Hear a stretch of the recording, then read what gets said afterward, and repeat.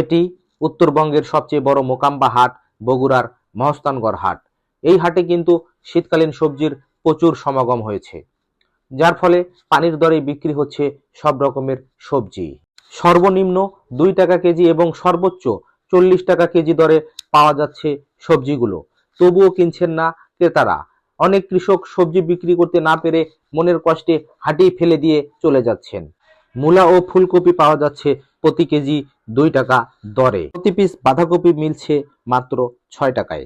এছাড়াও এই হাটে প্রতি কেজি টমেটো ও কাঁচামরিচ পাওয়া যাচ্ছে 40 থেকে 50 টাকায়, সিম পাওয়া যাচ্ছে 30 থেকে 40 টাকায় এবং বেগুন পাওয়া যাচ্ছে 20 থেকে 25 টাকায়।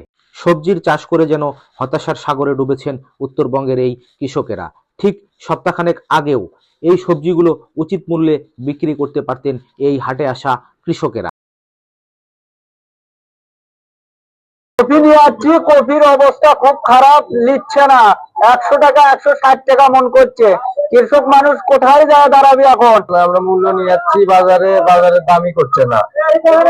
যে টাকা খরচা হচ্ছে মূলত সেই টাকায় আমাকে গাড়ি ভাড়াই উঠতেছে না। 150 টাকা মন করছে, আমরা বেচতে পারছি না, তো কষ্ট।